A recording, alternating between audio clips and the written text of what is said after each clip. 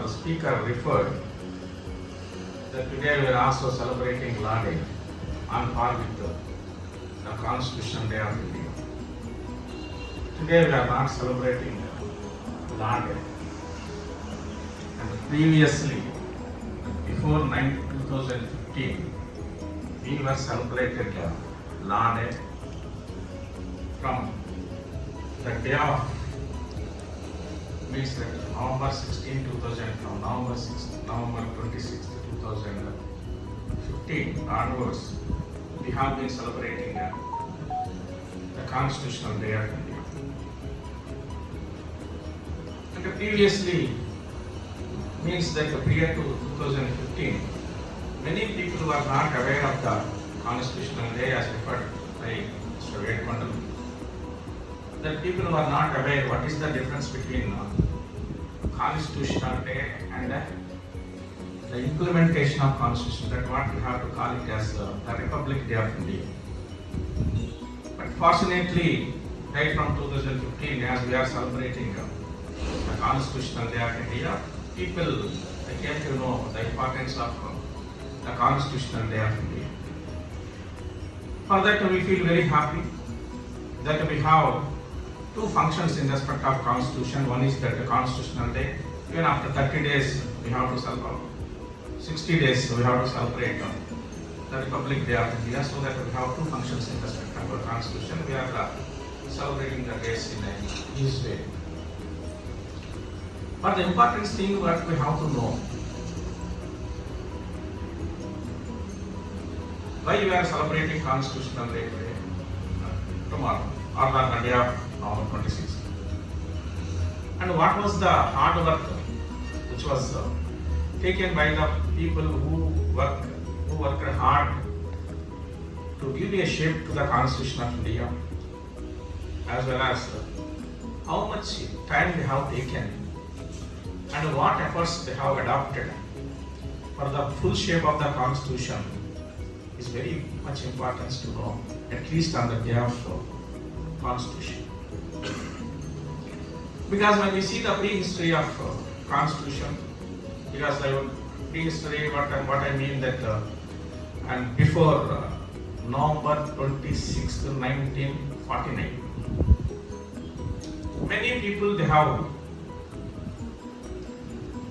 worked hard and they have invested their lives, they have invested their money, and finally we have a particular shape what we are today calling as Constitution of India.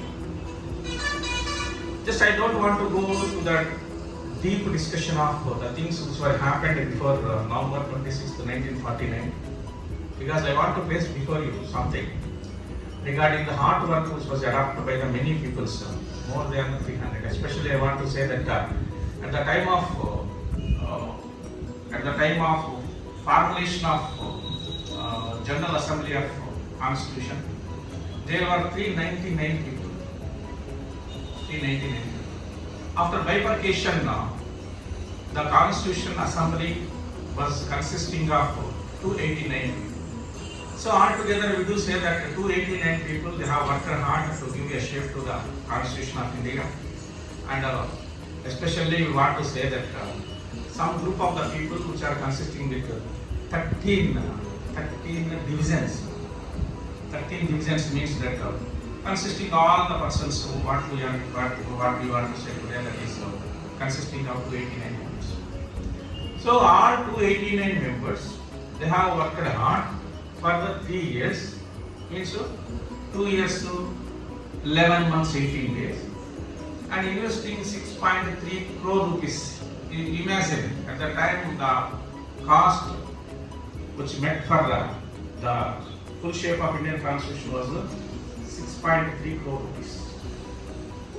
And 12 sittings, 165 days, sittings consisting 165 days, and 3 years.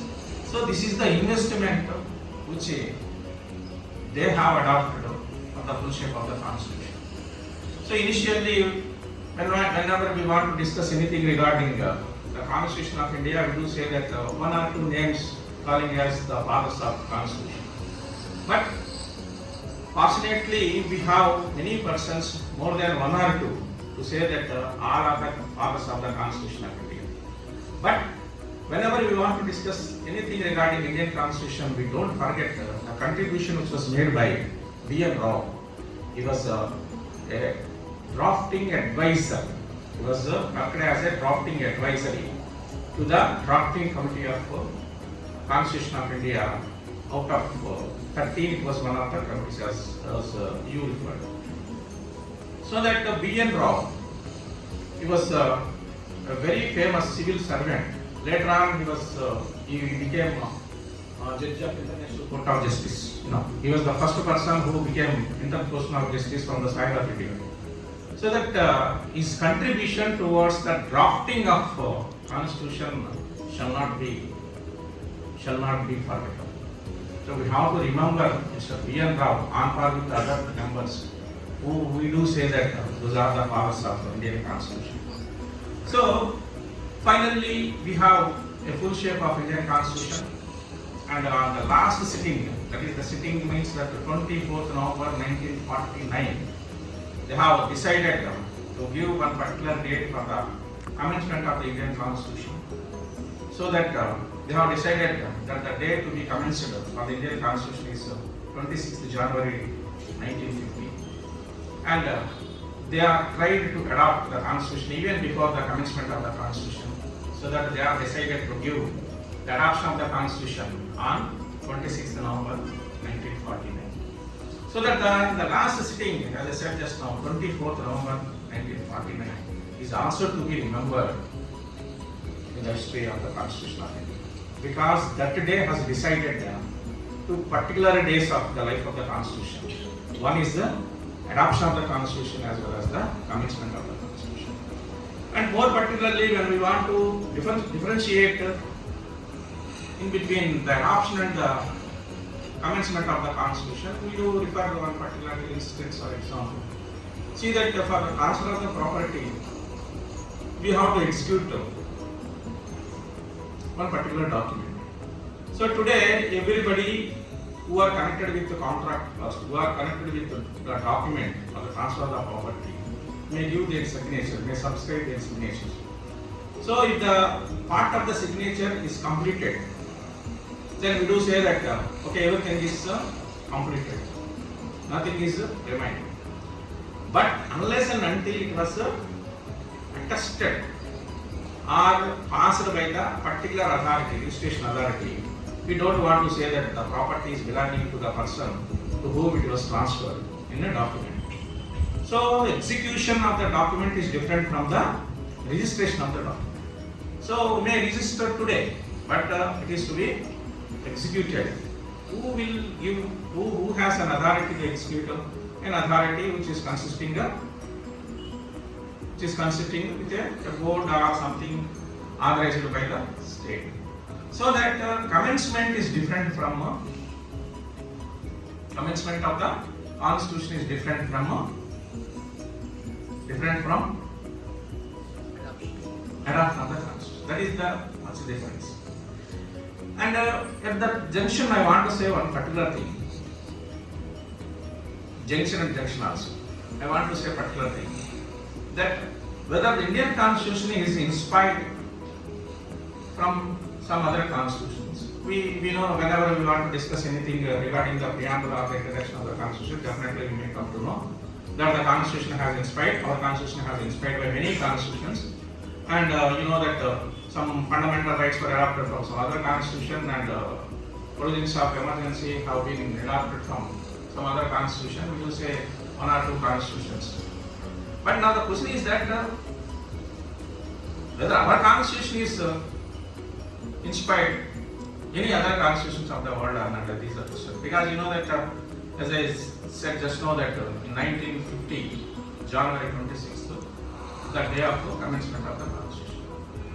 So that as our President has referred, that ours is the biggest, the longest Constitution of the democratic countries of the world. This is the biggest democratic Constitution. So that today the world is very much seeing about the democratic system. so that the communist parties are converting into the democratic form. So everybody is discussing whether the democratic system is good or not, and finally they have come to a conclusion that yes, democratic system is a system which will be generally adopted by the people. Because that the democratic system is just meant for the people. So for that I want to refer one or two constitutions which are inspired by Indian constitution.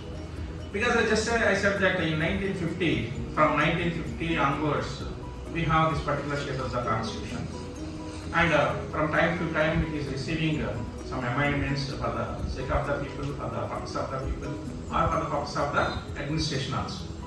So that we know that what amendments have been received by the constitution from to time, and it will be displayed in official gazette, and definitely we can go under see. And meanwhile we are also discussing in classrooms. I want to refer one or two constitutions which are very much seen at the preamble of Indian constitution, and they have taken their own shape for their colonial purpose. And first I want to refer the Bangladesh constitution. You know that in the year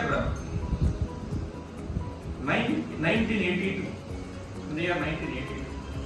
the Bangladesh constitution has received a major amendments, and it has adopted particular form which are to be very much nearer to the part 3 of Indian constitution. Because whenever we want to say anything regarding constitution of any state, any country, we must know whether that particular constitution is protecting the fundamental rights or not, whether that particular system is protecting the life of the citizens or non-citizens or not. So that whenever we find that the particular constitution is not protecting fundamental rights, and it is not protecting up to the mark of the life protection, we do say that the constitution is not a good constitution. So that whenever any constitution is protecting fundamental rights, we do say that yes, it is a constitution, and we do say that there is a better constitution, because without the people there shall be no question of statehood. Without the protection of the people, there shall be no question of the government. So that the protection will be given, protection to the individuals will be given utmost good importance. So, on taking the inspiration of Indian constitution, the Bangladesh constitution has received amendment in the year 1982, and it has incorporated one particular word that is called freedom to the individuals along with the morality. Because you know that in one way or another way we have to discuss morality is also a part of constitution. Though we may not confirm that the fundamental rights of the constitution are constructed on the basis of morality, but we do say that the morality is also a part of constitution. So that Bangladesh constitution has taken the particular word from Indian constitution under Article 15 and 18 of their own constitution. So two particular words are inserted, as just I said. Later on, Canada. In the year 1990, the Canadian government has amended their constitution and incorporated three words: liberty, equality, and fraternity. And even before 1990, there was no particular part which is dealing in Canadian constitution in respect of liberty, equality, and fraternity. So particularly the word fraternity has been adopted by the Canadian government only from Indian constitution. So that it was a greater inspiration which was taken by the Canadian government from the Indian constitution. And you know that when we see the Germany constitution, and in the year, if I am not wrong, it's 2004, Germany constitution has particular fundamental part right from 10 to 19, articles 10 to 19 of German constitution. The entire part has reincorporated, it was changed in a line of which the fundamental rights are guaranteed by the Indian constitution. Means that the individuals are not to be separated irrespective of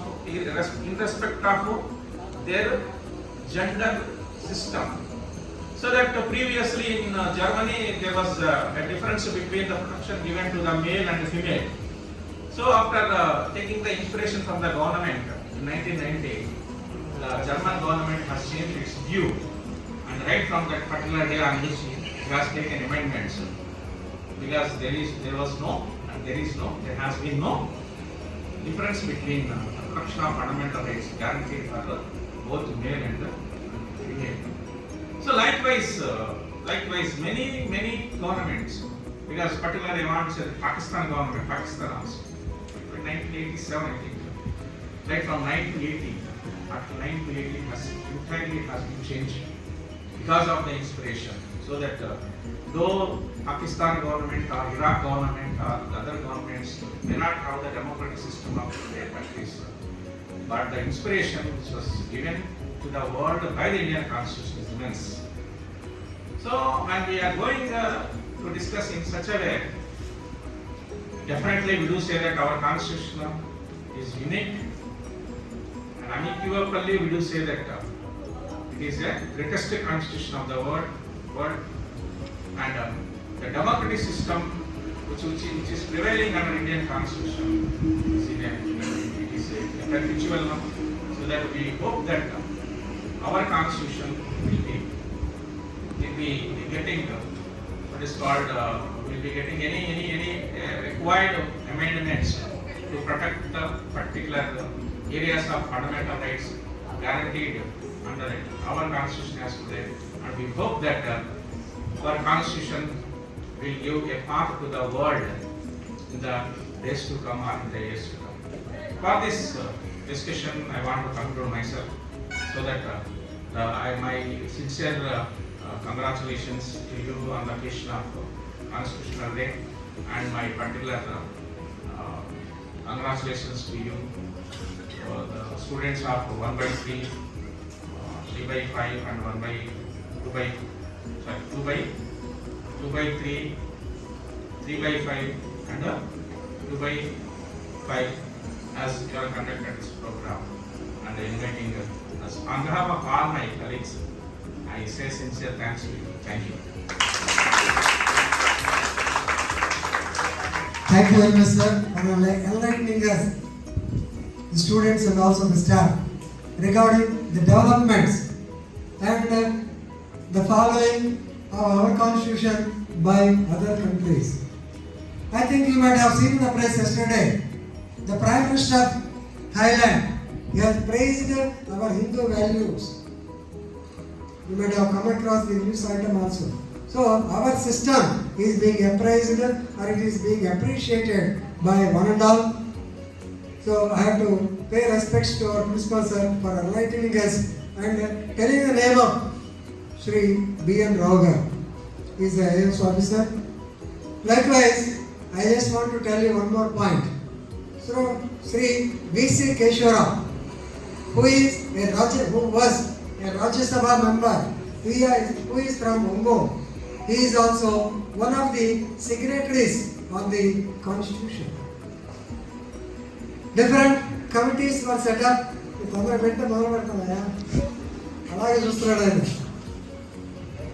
Committees were set up, and everybody tried their hard. Drafting is not that easy. For example, if you are supposed to discuss or to deliver a topic on a particular subject, you know the discussion will take place, deliberations will be there, somebody will be objecting, somebody will be trying to console you, so many things will happen.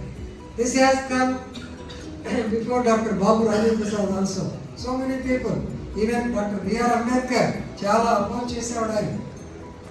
You may be knowing. So whenever you think we discuss the fundamental rights and the directive principles of state policy, normally we want to say that fundamental rights, definitely they have got more prominence. But Ambedkar sir said, he has given importance to the directive principles of the state policy because they are meant for the welfare of the public. Welfare of the public is more important That's why we call the so-called fundamental rights are negative rights. రకరకాల discussion జరిగింది. Even right to vote constitutional law కాదు, article 324లో discussion జరిగింది. Reservations more importantly, so reservations మీద చాలా discussion జరిగింది. ఇవన్నీ కలిసి వీటి యొక్క సమాహారమే రాజ్యాంగం. So as students or as civilians of the society, it is your duty, it is your, not only the government, it is your duty to protect the constitution, and you have to encourage the constitutional spirit, constitutional ethos. It has to be respected. Article 51 lo cheppinattu, you all have got a duty to respect the international law, to foster respect to the international law. Not only, even though we say that the constitution is the mother of all laws, you have to foster respect to the international also. Alage, you have to give credence, or you have to respect the common law also. Even though common law is totally by the president's authority, you have to respect also. In last class, I might have told you the importance of the common law principles. కాబట్టి touch చేయని subject లేదు. Constitution అనేది మీరు ఖచ్చితంగా అందరూ చదవాలి. You have to get enriched with the subject of the so called, already I think you are masters in that, already you might have passed to, అయిపోయిందా, results వచ్చేసినాయా? Okay, very well, you all no.